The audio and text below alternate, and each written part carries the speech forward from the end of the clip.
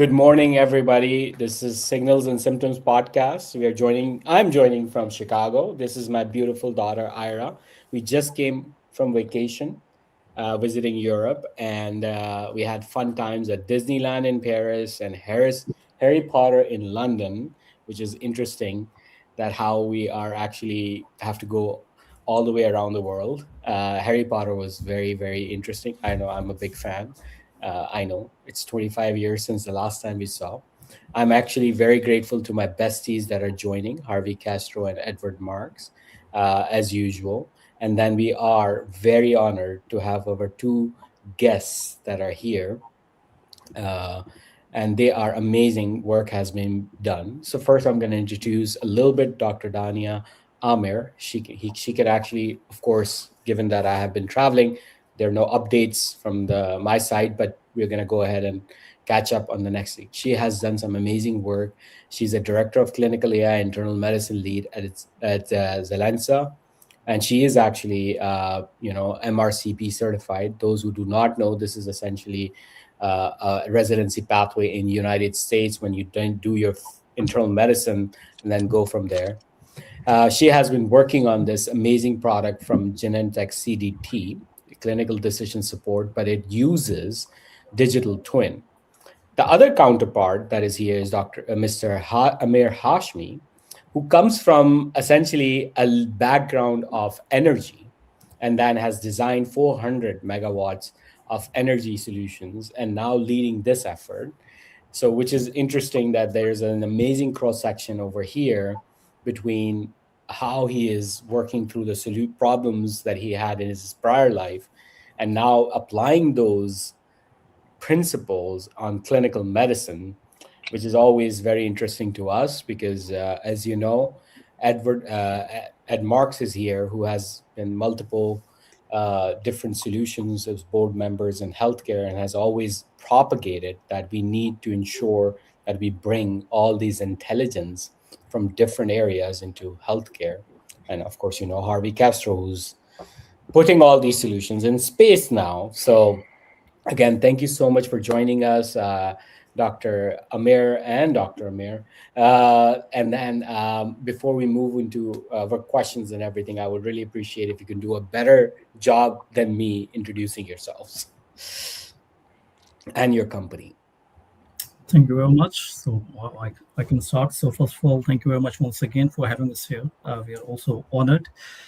And interesting profile. I'm actually a mechanical engineer by profession, but the development is more in numerical techniques. And later on, during my PhD, I also employed that in aero engine multi-phase flows. So it looks a little bit different, but if you are aware of mathematical modeling, so this is what actually, if you talk about the real simulation, this is what actually it is.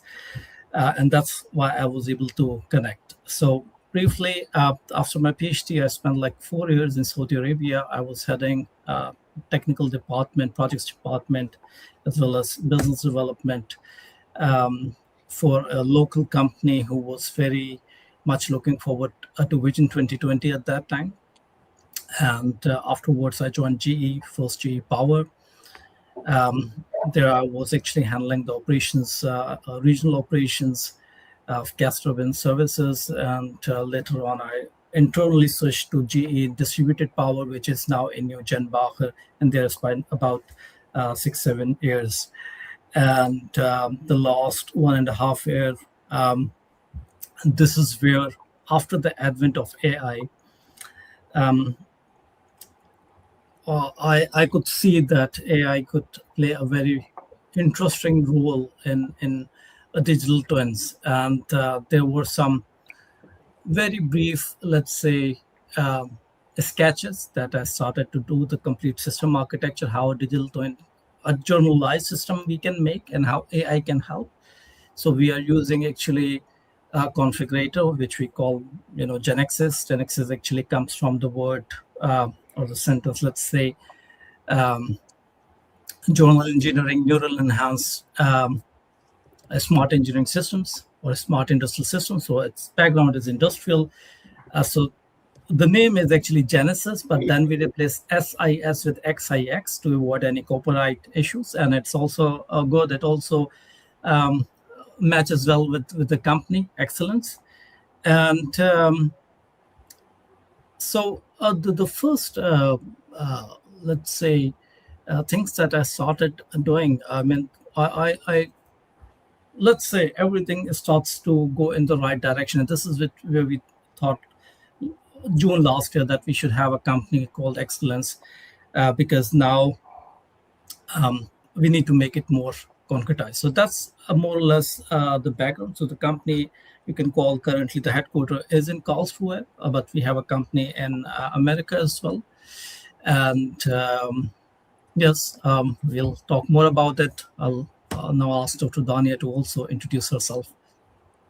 Okay, first of all, thank you very much for inviting us over. It's truly a pleasure to be with brilliant minds. I've been following Ed, Howard Castro, and Dr. Junaid from some time, and it's really wonderful having you all here.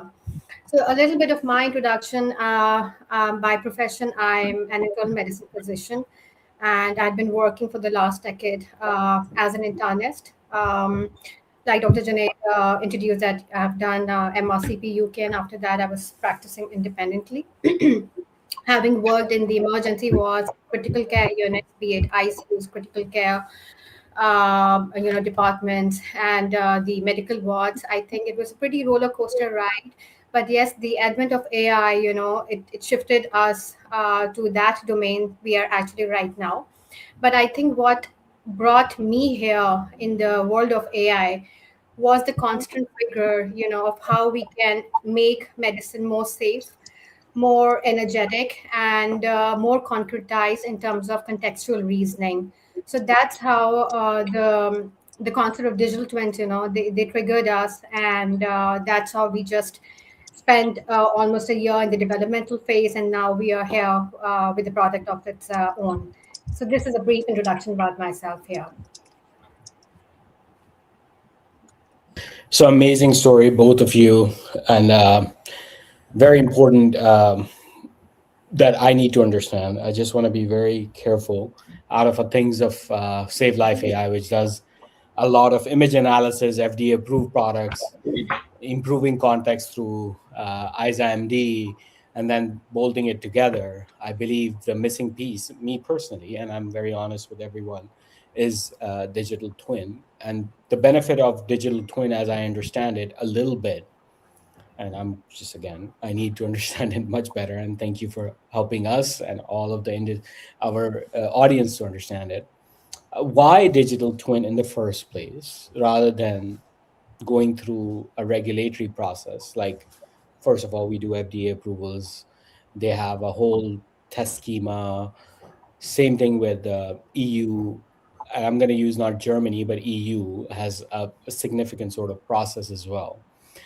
Does Dr. Dania and Dr. Mir, how do you see and why did you decide on investing in digital twin as compared to different pathways for verification and what exactly you said, bringing back trust in a new pathway of AI based processes? Yeah, so I can take that question.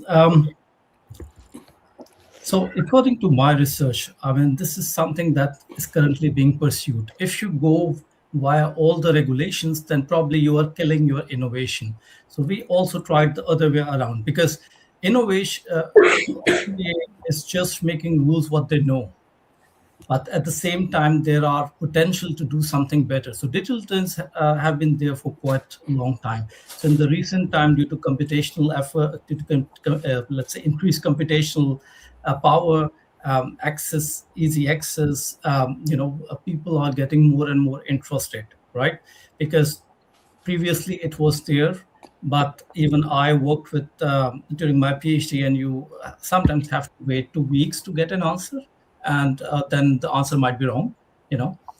So now it has gone with more computational power, much better. At the same time, we took a very different approach. So we are not going actually with the computational model, we are actually going with a deterministic or mechanistic model, which we call the intelligence layer Genexus itself. So what it does is actually it actually makes it understands the system, and then it kind of, let's say, map or change into that system. So Genexus, the platform is very broad, and then we have, for, let's say, industrial very briefly, but at the same time we have for human organs like cardio, which is able to see and decide, almost like, I want to be careful, but cardiologist is say at the same time cardiothoracic surgeon, right? Mhm. So I think, according to my research, almost every organization currently is going towards that aim, and we are talking about innovation. So that you cannot start from FDA. If you start from FDA, probably you are killing several aspects of your innovation, and then you are coming up with the regular solution, right? So what you need to have a big innovation, and then FDA. And we have seen, I think, in the last couple of months that FDA is always relaxing or introducing new, let's say, um, changes to adopt to this new technology. And there was a post, I think, last week from Unlearn AI, if I remember it correctly, and they in their post mentioned that FDA has reached out to them how they can reduce this drug development period or expedite, and how AI can help. So I think, this is more or less being done in parallelly. You cannot, of course, you cannot have the FDA uh, fit it to some innovation that's still in the process. On the other hand, you cannot have an innovation if you start with all the regulations. So that would be my answer, and I'm happy to explain more if that makes sense. So, Harvey, I'm gonna let you take over, and then, as I said, I have. So let me explain my experience in digital twin. We actually have an American telecom company, which is a great friend of mine, and then we used our MRI analysis that we do, and I ported it over to him, and he was able to map the whole floor of the whole building with antenna analysis and everything. And then he's able to now project that into a digital twin. And just by shifting the antenna by 5 degrees down, up, or sideways, he's able to improve the throughput and decrease the latency of inside private 5G, millimeter wave, etc. Which I was just helping him out as a friend. Like, hey, this is how AI works. Why don't you use this? And his engineers, of course, took over. So the cross section is always very, very interesting. So before I move forward, Harvey, for our audiences, can you redefine what a digital twin is in different industries, what the clinical is, and then we move forward with your question? Yeah, just to give everyone a little bit of background, when we had a troubled astronaut in outer space, we literally had an issue with the government trying to take care of astronauts. This was in the 70s, yeah, early 70s. And the engineers here are like, how the heck are we going to deal with these people in space? They're having an issue. So they replicated that idea of Exactly. what the parameters, the spaceship, and that gave birth to this idea of the digital twin. So how does it work here on Earth and the rest of us? Well, the way I simplify it is say it's literally a replica, like it says, of twin, but digitally. In the essence of healthcare, where it's a little bit kind of crazy when you think about it, because us as humans have so much to life. How are you going to replicate me? But in essence, we are, in the sense that we're looking at a certain vertical, in this case, health, and we're saying how would this interact in real world? And we're doing all these things. An example would be in medicine. We would try you with different medications, and this is the way your liver would react. This is how you would digest. These are your ailments, and this is why the medicine would do it this way. And so what the individuals are doing is basically a digital twin. Mark, do you want to add? Do you want to add it to that? No, I think that's very, very well stated, and it makes a total sense. I mean, another quick example outside of healthcare, because I was having this discussion with one of my kids. They're building a house, right? And it's hard to visualize your home. But now they are recreating these homes in virtual spaces. Like you're in a virtual space, got your goggles on, and you're able to walk through your home. It's a replica of your physical home, but then you can make changes and understand the impacts and feel it. You're like in it before you make an additional investment or a change that you may not want to do. So yeah, there's all sorts of examples from so many industries, but yeah, the greatest potential, as we're going to be focusing on, is the digital twin in medicine. True. That's exactly the thing, as well as just with that car crash test, for example. So if you trash the cars all the time, you will end up spending a lot of money and also perhaps endanger people. So that's why you validate with few extreme, let's say, examples. Then you have a digital twin that can replicate, let's say, 80-90%, perhaps more, the same. And then you do all the testing, because you can do with whatever speed you want in the virtual environment, right? um, and it's just some time that you lose, but really not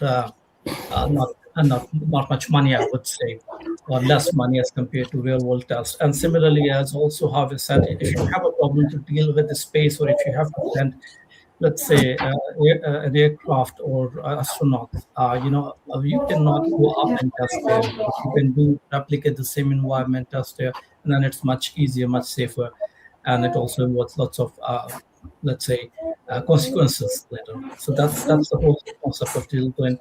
Almost you can replicate any system if you have enough information about it. Right. That is the key point.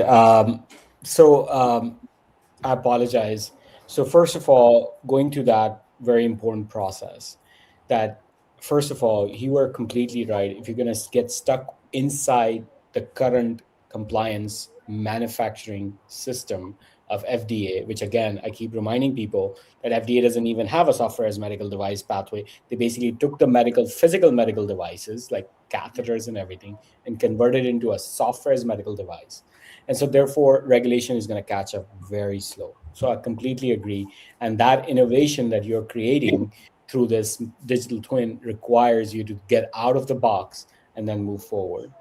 The second thing, of course, I just wanted to concentrate is the thing that the Genesis has done is essentially creating an ICU mode, and then they have real time. Again, this is very hard to achieve, just to let you know, and then Dr. Dania can explain more about it, and then how this actually relates to basically building a digital twin right there.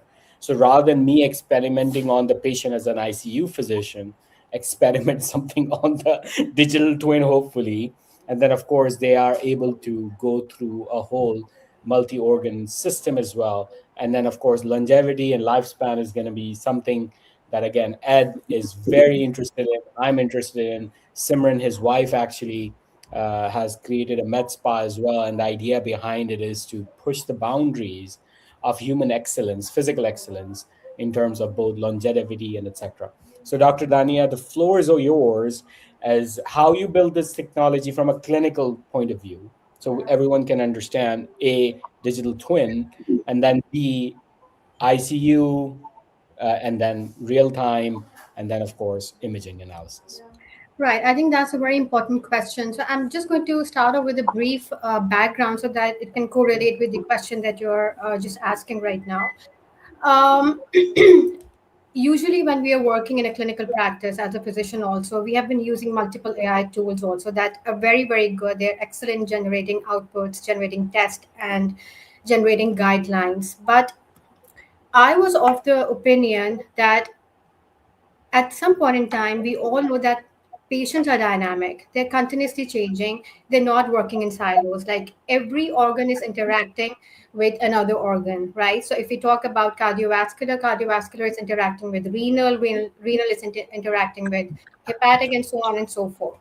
So contextual medical reasoning was something that was missing when we were using XYZ AI tools. So they were giving outputs, they were giving text, but they were not giving how the systems are interacting. So there was the point where the concept of clinical digital twins they arose.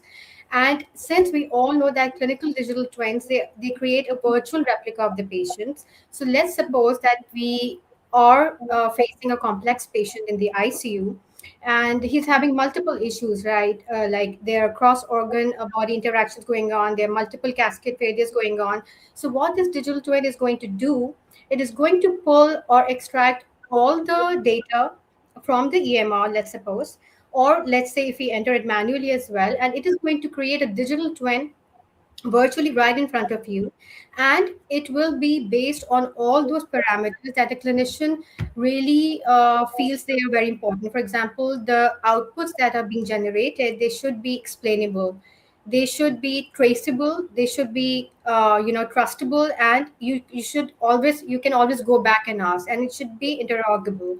So what we have invented, or what we have developed, is the Genexus clinical digital twin. It started off initially with cardiovascular, but when, because I also have a huge network of doctors, around be it in the UK, in the USA, or in the Asia Pacific region as well.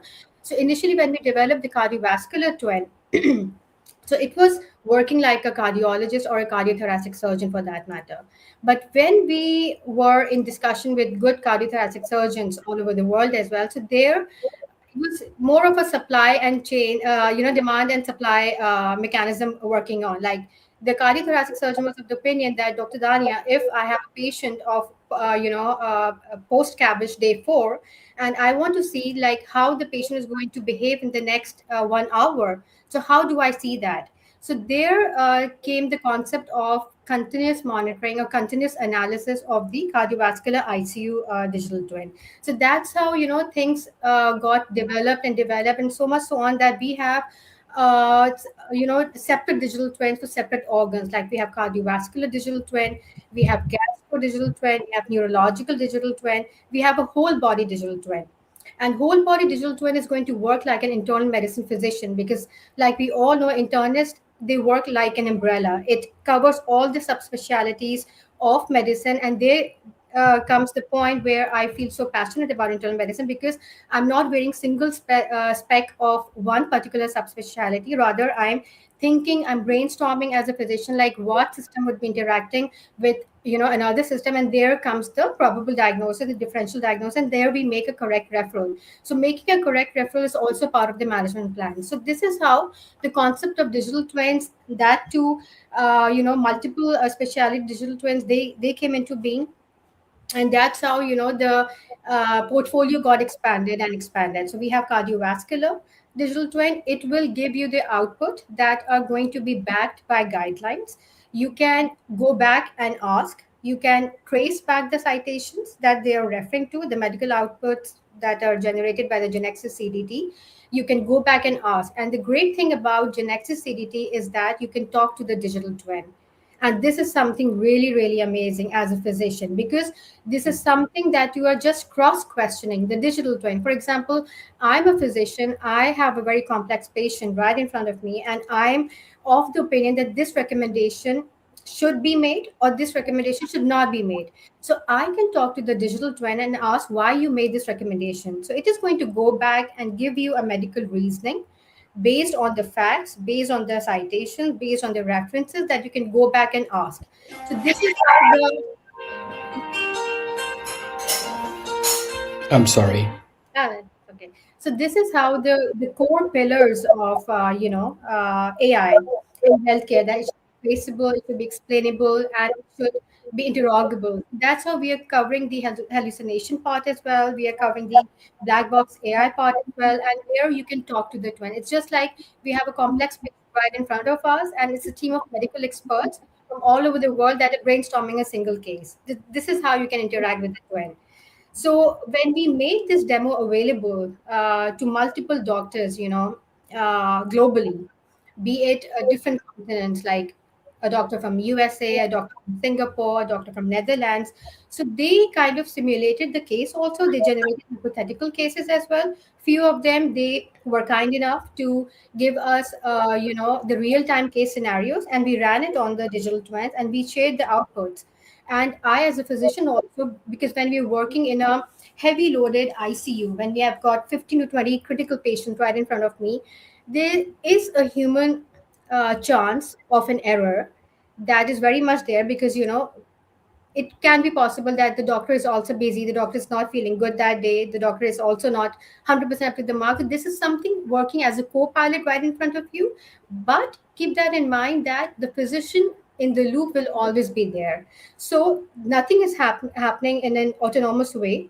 The physician in the loop, the consultant in the loop, would always be there. So at the end of the day, this medical dashboard is going to augment the physician's efficiency. It is going to reduce the cognitive load, but at the same time, the decision is going to be in the hands of the consultant. So I hope this did clear a few of the queries that you might have. That was excellent summary. Harvey, I want you to go first and sort of ask some more questions. Then, of course, I have a whole list, and Ed, go ahead. Yeah, well, I'll keep it simple. And for my, I'm really just curious. I'd like to, I know you already kind of touched on this, but I'd like to know, what are some of your key advantages of doing it? And what are some of the opposite? What are some of the handicaps that you're having to go around? Like you mentioned, the kidney's talking to the kidney, the liver's talking to the liver, so many multifactorial. I'd love to hear your comments. Like how are you getting around that, or how are you addressing it? What data are you kind of using? So perhaps I'll briefly explain the architecture, and then Dr. Dania can get forward. So we have currently a digital twin, all organ digital twin. For example, we have for cardio, gastro, neuro, nephro, pulmonary, uh, and then we have whole body, which is more like internist approach. So when you talk about cardio digital twin, it is trained like a doctor, right? So it understands, and not only the clinical side but also the surgical side. Number two, how it works. So it works like that. When you go to our cardio module, it is kind of standard, but it knows what to do. As soon as you enter, you are talking about 42 years old Asian or 72 years old European, for example.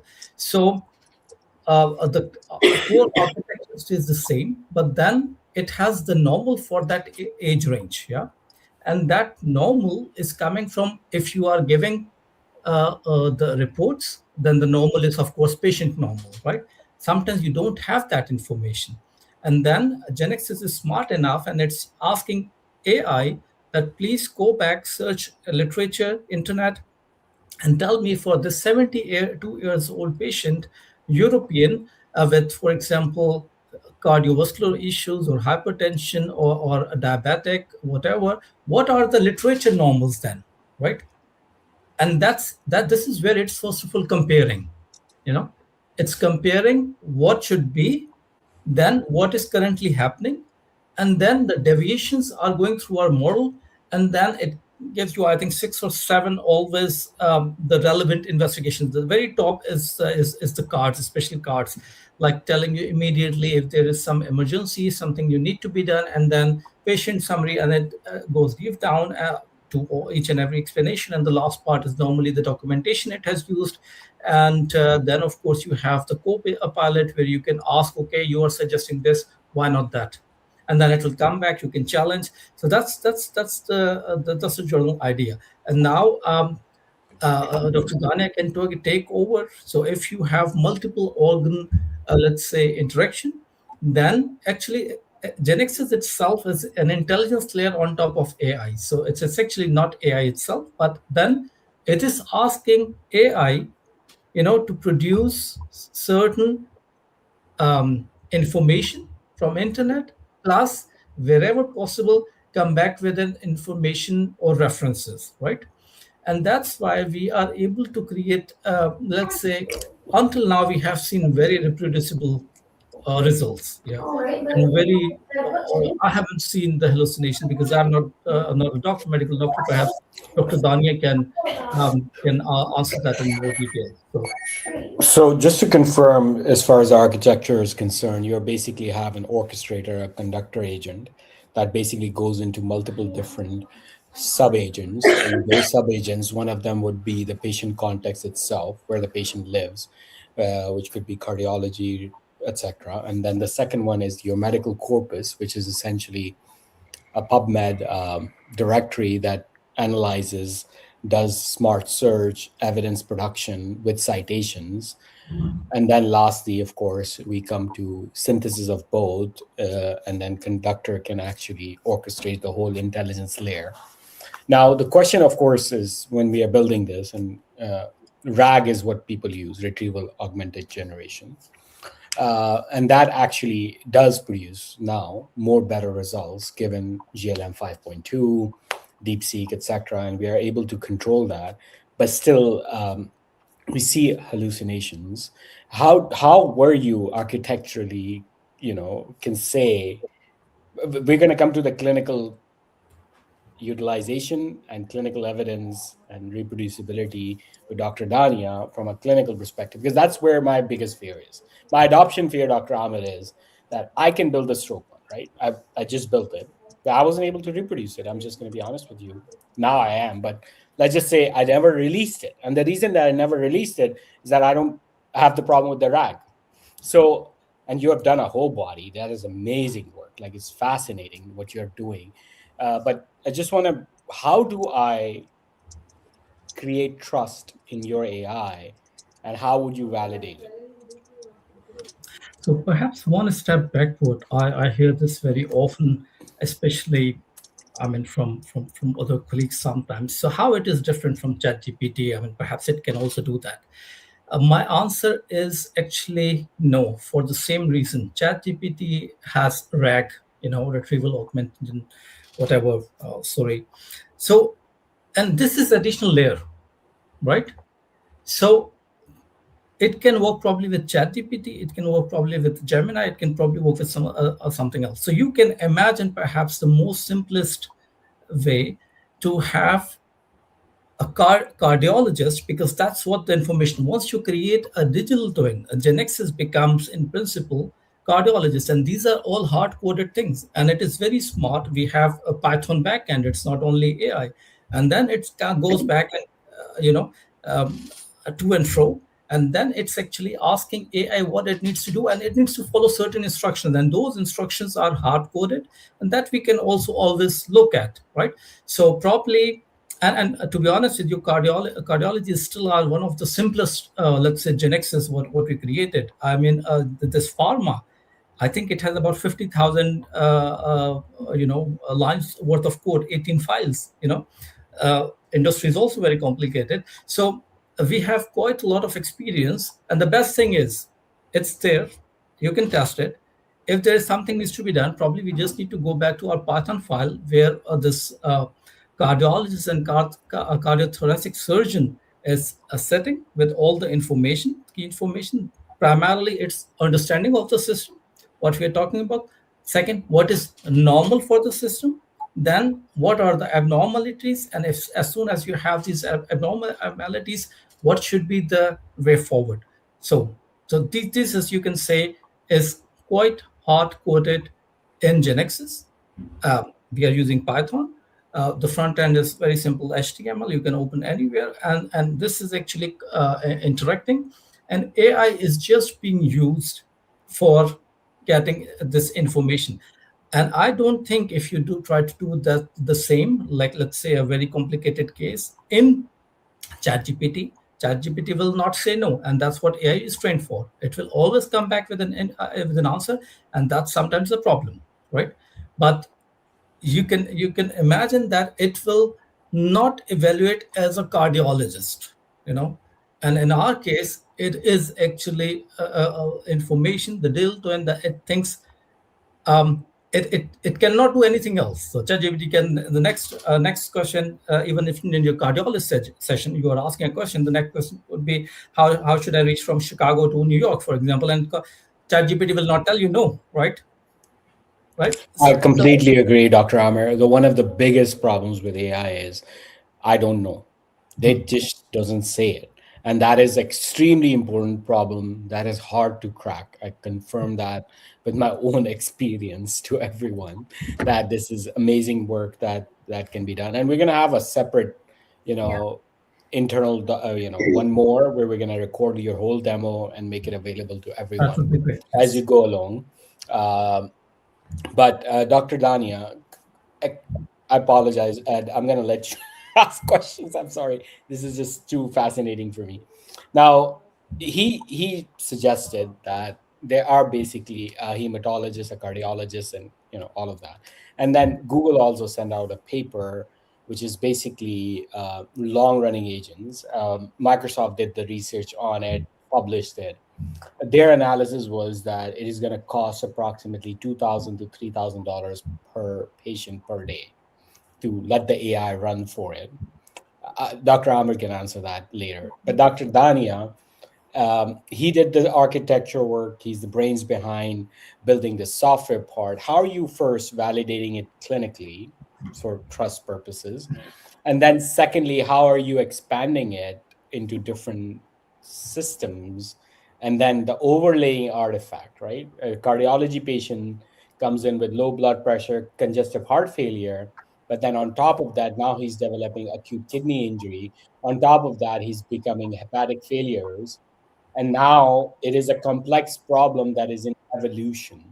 And that actually is one of the issues that we need to normalize in terms of how the intelligence layer is evolving, which is Dr. Amir explained beautifully in terms of that's where the real magic is. That's where ChatGPT will never get as a general foundation model. We need niche models that you're developing.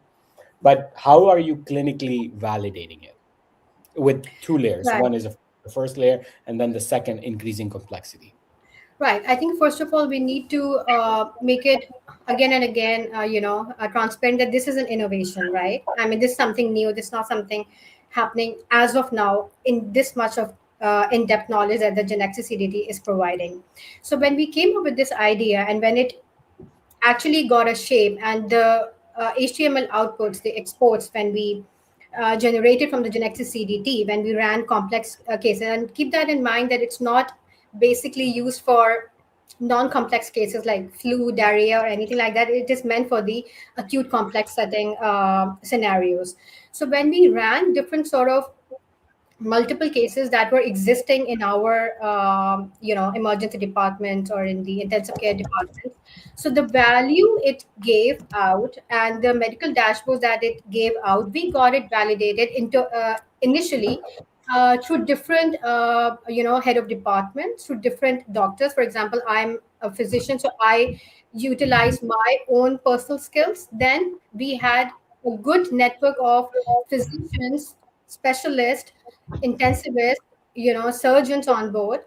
They kind of read it incomplete, and let me tell you, it was a whole lot of critical analysis that we had done initially. It was just not like that. Okay, we have a fancy dashboard that looks really nice, that looks really heavy on the display.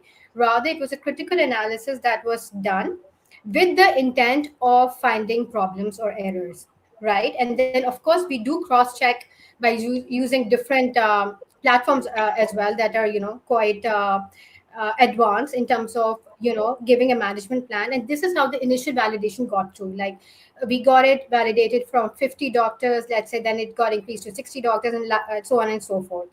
And then we are here right in front of you because something that we were thinking of, that we should be developing, is now in front of us, and we believe that it is now market ready to be tested in terms of pilots, in terms of entrepreneurs, in terms of physicians, in terms of people like yourself who have got credibility on floor and who also have a lens to see how it is working, what kind of outputs it is generating. And then the four pillars that I had mentioned you earlier, because those are very important. Anything that the Genexus CDT is reproducing, it has to be transparent, it has to be traceable. You can go back and ask, you can cross check, you can cross talk.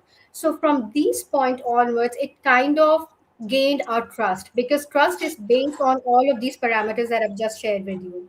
So this is how it came into being, and we further expanded and expanded to the point that we have not only one clinical digital twin, rather a whole sum of different. And the question that you had asked, that how the cross organ system interaction it is dealing. So when we talk about acquiring this platform, then of course it has to be a package of different digital twins. For example, in the ICU setting, likewise, when we are making a multidisciplinary team, we make sure that there is an intensivist or internist on board. Along with that, we have a cardiologist, we have a pulmonologist, we have a nephrologist working. So likewise, when this system is integrated in the ICU setting, then of course it has to be in a blend with whole body digital twin along with cardiovascular. So this is where I would like to share a real lifetime case scenario. We have got Dr. Harvey Castro as an ED physician, and you yourself. So it was a case of Whipple's procedure, post Whipple's procedure. Okay, and post Whipple procedure, day 7, there was a clepsy infection, right? The patient underwent septicemia. So the surgeon, who was also my professor, we were in good discussions with him also. So he said, "Okay, Dr. Dani, run this case because I want to see this case from a medical aspect as well." Because so many things from the medicine point of view is also working, because the patient is undergoing complications, septicemia, dehydration, renal failure, hepatic failure, and I also want to see, like, he developed this complication on the day 7, although until day 3 there was no anastomotic leak and the patient was doing well. So I want to see from the surgical aspect as well, like what went wrong and what needs to be done next. Either we should go for the surgical intervention first while maintaining the hemodynamics of the patient, or rather it's a complete medical case. So we ran it on our gastro digital twin, because Whipples come into that domain, gastrointestinal digital twin, and we also ran it on the whole body digital twin. So the kind of output it generated, the whole body digital twin made sure that it covers all the cascade failure analysis in loop, in amalgamation, in cross interaction. It gave you a holistic idea of the management plan based on the guidelines that we follow, be it if you are in the USA region, you're going to follow the US guidelines. If somebody is in the Netherlands region, they're going to follow the Netherlands guidelines. And likewise, it generated a gastrointestinal surgical output as well, where the physician and the surgeon came onto the conclusion that yes, what we did was right. It was auditable, because of course, if the patient suffers a mortality, you have to face consequences, because you need to be sure that whatever you did, it was in the best practice for the patient, it was in the best interest of the patient, and you can trail back. It should be auditable. So it had that particular report also, facilitating the doctor and the authorities that yes, what was done, it was in the best interest, backed by guidelines, backed by citations, and backed by the cross sectioning also. So this is how it works all together. When you're sitting in a multidisciplinary department, it will behave like a multidisciplinary tool. I hope. Maybe I can interfere a little bit, Mhm. because the title say a little differently, or sits differently, and maybe if there is audience, they will see, okay, we did not even talk about simulating drug trials. So I'll just compliment what Dr. Dani has said. We are actually oriented ourselves to the end users. So that's why we kept the internist approach, the cardiologist approach, but very briefly, we have used our neurological, let's say, neurological module to create a sub module for psychiatry or well-being, or we have used our human body module to create longevity, or to obesity according to FDA. So these are all possible, but currently, because uh, end user needs to it should be useful for end user. It should be easily, let's say, become part of his practice operations rather than something new. And then he can tell us perhaps in the next step we can do something different. And that's something different as I've said. So we have done longevity using our human body module. We have done also obesity management according to FDA for a doctor in the States. We have also done the psychiatry well-being module from our neurology. So yeah, I'll leave it to you. But if you like, we can talk a little bit, because the audience might feel a little bit, No, because I sometimes. completed. Thank you for filling in the gaps. Now, I'm going to ask Ed Marks the question. Ed is not a physician, but he is a board member of many hospital systems. So, Ed, as a pure patient, when you're wearing a patient hat, and I know he has survived a widowmaker himself. So, all this information should only be in the hands of providers, or should actually there should be an interface for the patients, and you would appreciate it as a patient. And then the second thing is evidence is messy. I mean, no matter how many hundred citations I can do, honestly, at the end of the day, my goal over here is to literally go beyond the guidelines. Like, I mean, that's where the magic is. That's where a neurointensivist comes in and says, yeah, I know patient has 24 hours, but it's 18 hours. Let's just go ahead and give the TNK, discussing with the patients and everything. But as a board member of a hospital system, how would you approach this solution to come into your system, supposedly? Or how would you advise the rest of the board about whatever you heard? Well, super fascinating. I have a few thoughts, and I'll try to share them really quickly, but then get back to questions for our guests. Okay. One is, what's the biggest killer of patients in hospitals today? Some might say sepsis. You know what I say? It's culture and governance, which is part of culture. That's the biggest killer of patients today. We have all this great technology, like what we're talking about right now, and we're not implementing it, and we're killing patients as patients are dying as a result. So it's just crazy that no one's really calling it out and addressing it more aggressively.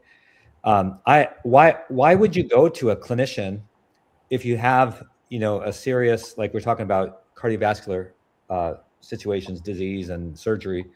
Why would you go to a clinician that didn't have a digital twin of yours? That's crazy. For all the reasons we already cited. It's crazy. Like even today, Perfectly put. Like, why not? Like, I mean, if Dr. Lani it's has crazy. okay. I can imagine. Like the next time I do have some sort of serious, illness, hopefully many years from now, I wouldn't go to anyone that didn't have this capability, that wasn't using a system like yours or a system similar to yours.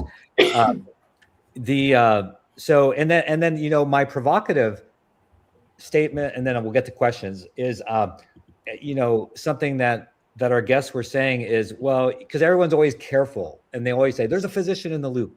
It meant to be an assistant, but why? Like, if this is truly has this amazing capability, why do you even need a physician directly in the loop, like controlling the whole thing? And like, why is it Waymo? We don't have to have a driver in the car or a space or whatever. Okay, so where do we start? So if you're counseling, so these are questions now that I have. So hopefully that addressed your questions, Junaid. No, you're absolutely on point. Why are we And doing anything? Where, when, like, why not? no, That's how we'll get them a demo in the US soon. So where does someone start? So let's just say generically now, not about your product specifically, but digital twin. So you're talking to administrators, whether it's US or in the EU. Where do you start? Like, because they need to start, but I think what happens, they get frozen because it's like so overwhelming, right? So how do you start? So what's your counsel to how do we start? And then what do you see as the major obstacles? Yeah. So perhaps the first and second question, I mean, you are very, very right that if you have a digital twin, and perhaps one step backward, the patient record management is kind of a static digital twin, because that's what they have, the complete history of patient. If you have an intelligence layer on top of that, that's where you have something like Genexus. And Genexus is able to decide autonomously, because it then falls in a different category of FDA. At the same time, we want it to be tested as much as possible. Then let doctor decide if that it can make autonomous decision or not. So that, I think, we are covered. The second point is exactly what you have said. So for some people it's overwhelming. For some people it's against their business model. Because and for some people in Europe specifically, the question starts from machines taking over ethical decisions or ethical aspects, and so on and so forth. So I would say everyone is discussing that, but the culture, you mentioned one word as well. The culture is something that is actually perhaps is slowing it down, I would say, slowing it down, and the same procedures, and that's the same thing that I mentioned to Dr. Junaid in the beginning as well. So if you are having your FD and compliance lens for an innovation, you will probably never find that. Yeah. So these are the things.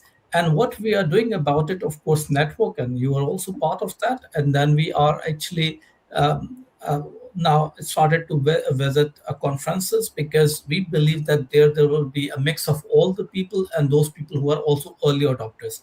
So what we are looking for, and I think the right starting point is the early adopters who would like to use it, because they are probably anyway using open evidence, which is just like very generic, like a reference, some similar to references, or let's say perhaps ChatGPT, because in fact, in one of my case, I've also seen, I visited a doctor, and it was like, I think 2016, 17, I was facing something, and I think the doctor was checking internet for a few things. Yeah. So people do look, right? The only thing is now it's just like you're talking to a very smart assistant, who is kind of trained with the same expertise, and it's not limited on the information. And this is where I think Dr. Junaid also mentioned. So it is actually a little bit beyond all the guidelines. So if there is something in of still some guidelines, something is in Japan happened a few weeks ago, and if it's available online, so there is a chance you might get even that recommendation. Okay, look, you can do it like that. And then, of course, currently the doctor is the one who is deciding. As I've said, that it's also to do with regulation, because as soon as you put it in SAMD or um, independent decision maker, that's completely different ball game. And that's, I think, FDA will also learn.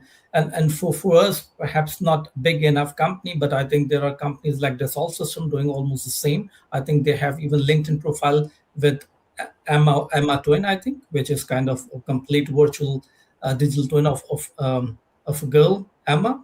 So it is proceeding, but I think we are lucky in a sense that we can say that we have something that's working. It's operational because we took a different approach. It's quick, so you can use it. Otherwise, if you go through the computational methods, normally it could take days before you get answers, and that's why it's more research oriented. So No, you're absolutely right. I want to just clarify a few things for the audience as well. We do believe at some point in time, physician work is going to change. And like the software work has changed, we are moving from coding to verification of code and then pushing it through. That is where the human in loop status is. And then at some point in time, as Edward Marx said, there will be less and less human in loop intervention. And interestingly, people need to understand how things are changing. People, and I'm going to use a very odd example, but people as audience, you need to educate yourselves a little bit. It is not about sending a drone in military who's going to put a missile on itself. That's happening. The question really always has been that when I decide to push the drone, and that is where the whole cascade follows. So human in loop never goes away, because at the end of the day, I have to decide which area to drone to send. So that's a very bad example, I'm sorry, but what I'm saying is that human in loop still arrives. Is, for example, Waymo, which is currently geofence inside Arizona, making sure that all the lanes are fours, the weather is beautiful, and therefore it is implemented in San Francisco and Arizona, and not all of US.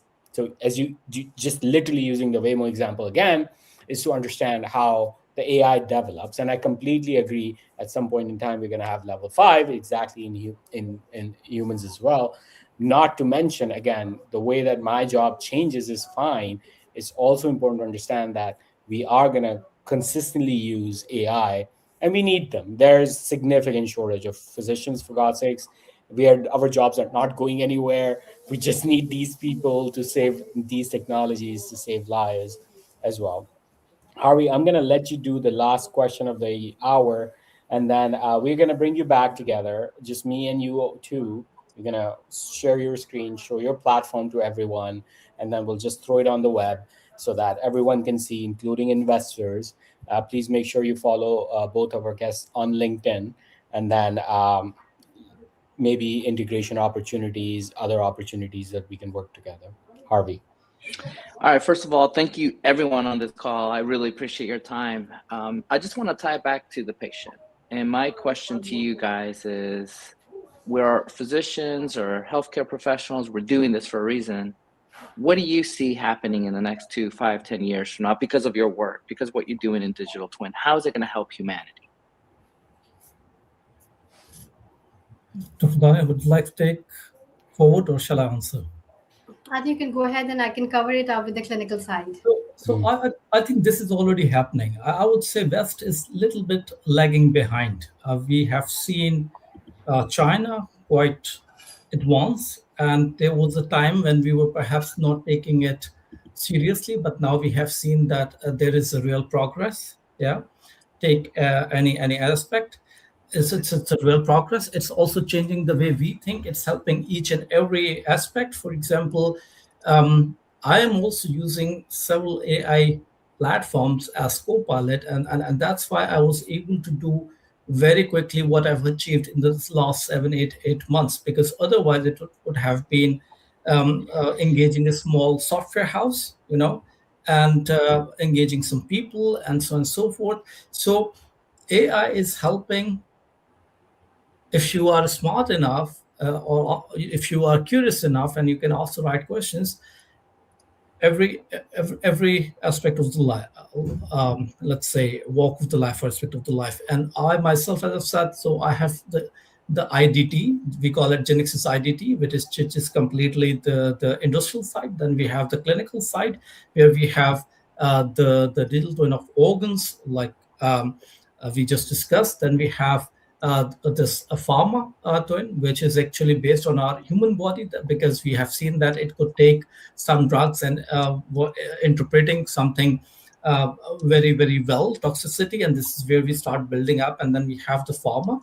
Then we have also, and that kind of the help you can expect also for the patients. So not 10 years from now. If you ask me, I'm very afraid, because if I don't bring it in the market in the next very soon, because almost daily I see something new. If not daily, but perhaps weekly, there is something new happening. So it is helping almost everything, almost every business. There is currently the buzzword, I would say.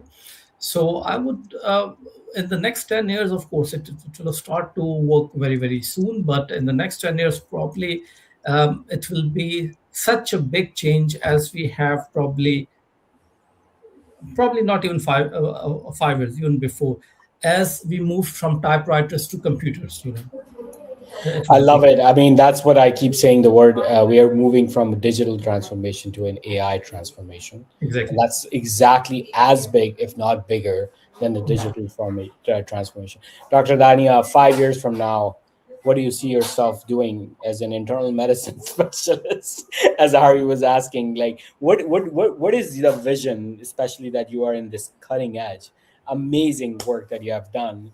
Uh, uh, it's just mind-boggling. What you have done is fascinating.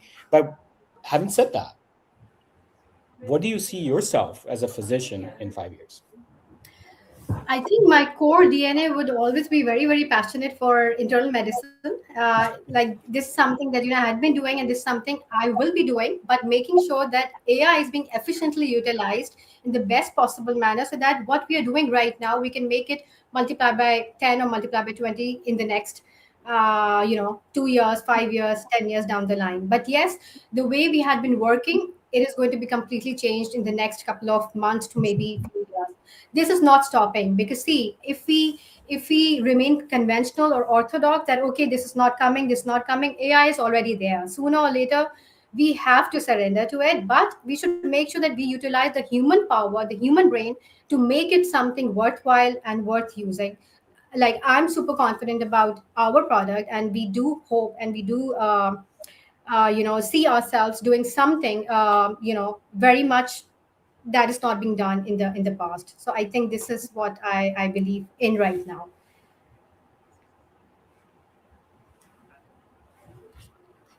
I think you're mute. We Truly can't hear you. grateful to all of you, Dr. Ahmed and Dr. Dania, for joining us. Exceptionally well done. We're going to have a separate episode done, and then we're going to push all their platform information into our Substack, do a complete online live demo so that everyone can see. I'll test it in front of you, sort of some of these cases that I have, and this way people can utilize it, people can understand it, people can invest in it, whatever that case may be. Again, extremely grateful for you to join. Word of the day is do not surrender to AI, learn AI. Thank you so much, Exactly. guys. Thank Have you a very nice much. day. Thank you for Bye. having this show. Bye. Yeah. Take care. Take care. Take care.